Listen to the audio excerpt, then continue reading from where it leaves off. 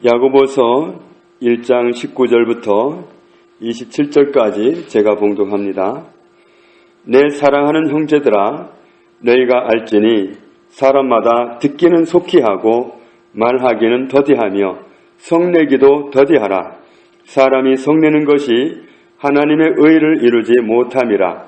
그러므로 모든 더러운 것과 넘치는 악을 내버리고 너희 영혼을 능히 구원할 바 마음에 심어진 말씀을 온유함으로 받으라.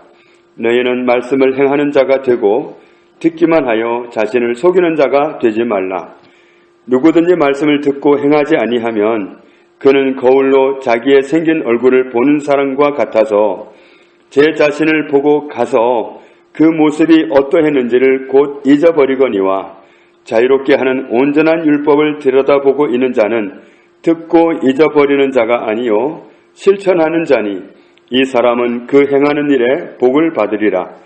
누구든지 스스로 경건하다 생각하며 자기 혀를 재갈 물리지 아니하고 자기 마음을 속이면 이 사람의 경건은 헛것이라. 하나님 아버지 앞에서 정결하고 더러움이 없는 경건은 곧 고아와 과부를 그 환난 중에 돌보고 또 자기를 지켜 세속에 물들지 아니하는 그것이니라. 아멘. 모든 하나님의 사람은 듣기는 속히 하고, 속히 하라는 말은 빠른, 신속한 그런 뜻입니다. 누가 말을 하는 것 같으면 나에게 말을 하면 그 말을 속히 들어라. 그리고 말하기, 이야기하기는 더디하라. 그리고 성내는 거, 성낸다는 것이 원어로 보면 분노, 분개, 진노 이런 뜻입니다. 성내는 것도 역시 더디하라. 왜 그러냐 하면 사람의 성내는 것이 하나님의 의를 이루지 못하기 때문이다. 이렇게 말씀합니다. 여기서 이룬다 그랬는데 하나님의 의를 이룬다 했는데 이룬다는 말이 원어로 보면 일하다, 창조하다, 생산하다 그런 뜻입니다. 하나님의 의를 이루지 못한다는 말은 하나님이 일하시지 못하게 하는 거고 하나님이 창조하지 못하게 하는 겁니다. 우리가 분노하게 되면 분노라는 것은 내가 어떤 판단을 하는 것이고 심판을 하는 성격이 있습니다. 그렇게 되면 우리 안에 계시는 하나님을 드러내기가 곤란해집니다. 하나님은 내 안에 계시지만 내가 벌컥 화를 내버리면 하나님이 드러날 수가 없습니다. 벌컥 화를 낸 내 모습만 드러나지 하나님이 드러나지 않습니다. 세상 사람들은, 특히 한국 사람은 제사를 지냅니다. 제사라는 게 아무것도 아닌 것 같습니다. 그런데 제사는 귀신을 초청하는 겁니다. 제사라는 행위를 함으로 인해서 귀신을 초대하는 건데 그러면 그 집으로 귀신이 몰려와가지고 정말 잔치를 하는 겁니다. 귀신 잔치입니다. 우리가 하나님이 내 삶 속에서 일하시게 하려면 하나님께 일하시도록 자리를 내드려야 되는데 내가 성을 내버리면 하나님이 일하실 수 없다는 겁니다. 하나님이 일하시게 하려면 하나님 말씀에 순종을 드려서 순종을 드리는 게 바로 하나님이 일하시도록 자리를 펴드리는 거나 마찬가지입니다.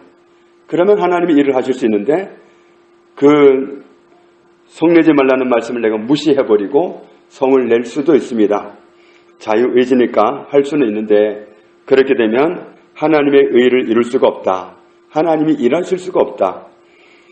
화가 치밀어 오를 때 우리가 생각해야 될 것은 그 순간 화를 내면 순간은 시원할지 몰라도 내가 믿는 하나님, 내가 모시고 있는 하나님, 내 안에 계시는 하나님은 드러낼 수가 없습니다. 심지어는 전도길이 막힐 수도 있습니다. 맨날 성질내고 그런 못된 모습을 온 동네 다 드러내놓고 가서 예수님 믿읍시다 그러면 아주 웃기는 말이 돼버리는 거죠. 그래서 정말 우리가 하나님을 드러내고자 하면 정말 나를 드러내는 그런 생활들을 포기해야 된다. 이 말씀을 지금 하고 계십니다.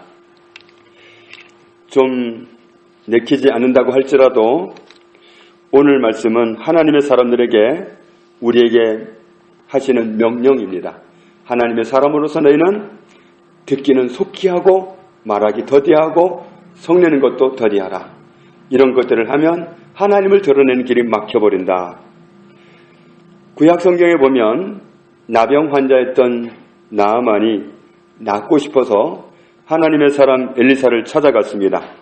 그랬더니 엘리사가 나와가지고 정말 나아만 장군에게 손을 얹고 기도해주고 그럴 줄 알았는데, 그런데 그 기대와 완전 반대로 얼굴도 보여주지 않고 하인을 내보내서 하는 말이 요단강에 7번 들어갔다 나오시렵니다. 그랬습니다. 그랬더니 정말 나아만이 너무너무 정말 자존심이 상해가지고 화를 냈습니다. 돌아가서 우리나라에는 물이 더 깨끗하고 더 넓고 더 좋은데 내가 거기 가지 뭐하러 여기서 하겠냐 그러면서 화를 냈습니다. 그런데 그때 그 하인들이 만류를 했죠. 나병이 낫자고 지금 명령하는 거 아닙니까? 장군의 나병을 낫게 하려고 요단강에 들어가라고 한 건데 나병이 낫기 위해서 더한 걸 명령했어도 할 거 아니겠습니까? 그게 뭐 어려운 일이겠습니까? 그렇게 다독여가지고 결국 나만이 순종하고 들어갔다가 나오니까 병이 다 나았습니다. 우리는 정말 성질은 나더라도 성질을 부리지 말아라. 그건 누구를 위해서 그러는 거냐? 그건 하나님을 위해서가 아니라 따지고 보면 나를 위해서입니다. 우리가 정말 사단이 그런 부추기는 그런 행동에 놀아나게 되면 손해를 내가 보게 되어 있습니다. 싸움을 시키는 영이 있고 분노를 돋구는 영이 있고 미워하게 하는 영이 있습니다. 그런 영이 부추기는 것을 받아들인 거지 내가 스스로 화난 게 아닙니다. 그런 영의 역사가 있는데 우리는 그 영의 역사를 보지 못하니까 내가 단지 억울한 일을 당해가지고 내가 화났을 뿐이라고 생각하는데 그게 바로 속임수입니다. 원수가 부채질을 하고 있는 건데 그걸 못 보고 원수에게 순종하는 건데 그게 사실은 원수의 말을 듣는 건데 그걸 헤아리지 못해서 그렇습니다. 그래서 정말 그런 분노가 일어날 때 그건 절대로 위에서부터 온 명령이 아니다. 다른 영이 시킨 거다 하는 사실을 우리는 새겨야 됩니다. 하나님의 영이라면 하나님께 순종하도록 하지 하나님 말씀에는 분노하지 말아라, 분내지 말아라, 성내기를 더디하라 그래 놓고는 성을 막 돋구어 주셨다 하나님이 그럼 앞뒤가 하나도 안 맞는 겁니다. 하나님이 그렇게 맞지 않는 분이 아닙니다. 다른 데서 온 게 틀림없습니다.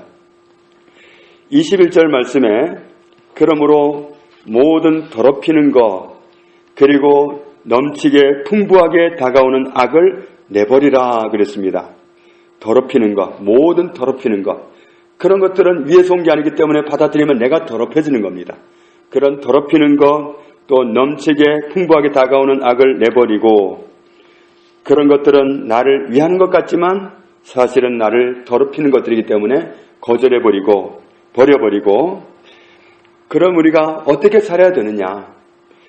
너희 영혼을 능히 구원할 바 너희 영혼을 능히 구원할 바 마음에 심어진 말씀을 온유하게 받아들여라. 그런 외부에서 오는 원수의 그 부추기는 그런 충동, 말씀과 다른 충동을 하는데 그것도 분간을 못하고 받아들이지 말고 마음에 심어진 말씀을 받아들여라. 말씀에 지금 뭐라고 하고 계시냐면은 성내는 것을 더디하라. 말하는 것을 더디하라. 듣는 건 속히 하라. 이렇게 말씀하셨는데 이런 말씀을 받아들이라는 겁니다. 그런 원수의 속임수를 받아들이지 말고 말씀은 우리의 자존심보다 크십니다. 말씀은 나보다도 크십니다. 왜냐하면 말씀이 곧 하나님이기 때문에 그렇습니다. 22절에 말씀을 행하는 자가 되라 그랬습니다. 말씀을 행하는 자가 되라. 단지 듣는 사람이 되어서 너 자신을 속이지 말라. 말씀을 들은 말씀을 그 말씀대로 순종하면 그 말씀대로 행하면 그러면 하나님 말씀대로 하는 것이 되지만 단지 듣기만 하는 사람이 돼가지고 행동하지 않는 사람이 된다면 너 자신을 속이는 것이다. 자기를 속이는 거다. 들은 말씀은 정확하게 알고 있는데 그 말씀대로 안 하니까 자기를 속이는 거다. 속인다는 말이 원어로 보면 기만하다, 속이다 그런 뜻입니다. 자기를 기만하는 것이고 자기를 속이는 겁니다. 그래서 하나님의 사람이라고 하나님을 믿는다고 하면서 말씀하신 대로 명령한 대로 살아가지 않는 태도는 자기 자신을 기만하고 자기 자신을 속이는 태도라고 말씀하고 있는 겁니다. 23절에 어떤 사람이든지 말씀을 듣는 사람이 되고 행하는 사람이 되어야 된다. 그렇게 안 한다면 그런 사람은 마치 어떤 사람과 같으냐 하면 거울에 보이는 자기의 얼굴을 본 사람과 같다. 이렇게 말씀합니다. 거울을 본 사람은 어떻게 됐냐면 내가 일부러 거울 앞에 가서 내 모습을 보기도 하지만 어쩌다가 거울 앞에 서 있는 때문에 내가 거울에 비친 내 모습을 보기도 합니다. 보고 나서 그 자리를 옮겨버리면 그 사람은 어떻게 되냐면 방금 전에 거울 속에서 보았던 자기 모습을 잊어버립니다. 대부분의 거울을 보았지만 돌아서서 가면서 계속 거울에 비친 내 모습이 이렇다 저렇다 생각하는 사람이 없습니다. 자기 모습을 잊어버립니다. 거울을 떠나면은 자기 얼굴이 어떤 모습인지 잊어버리고 무관심합니다. 거울을 본 사람이 거울을 떠난과 동시에 자기를 잊어버리는 것은 그건 자연스러운 태도입니다. 그런데 25절에 거울 앞에서 자기를 보고 거울 떠나서 자기를 잊어버리는 건 그건 큰 문제가 아닙니다. 그러나 25절에 보면 하나님의 말씀도 그런 식으로 대한다면 이건 문제라는 겁니다. 하나님의 말씀은 우리에게 자유를 가져다 주시는 말씀인데 온전함을 가져다 주시는 말씀인데 그 말씀을 볼 때도 하나님의 말씀을 볼 때도 그래서는 안 된다. 말씀이 보장하신 자유를 얻으려면 말씀을 들여다보는 사람이 말씀을 듣는 사람이 된 후에 잊어버려서는 안 된다. 잊어버리는 사람이 되지 말아라. 그렇게 말씀합니다.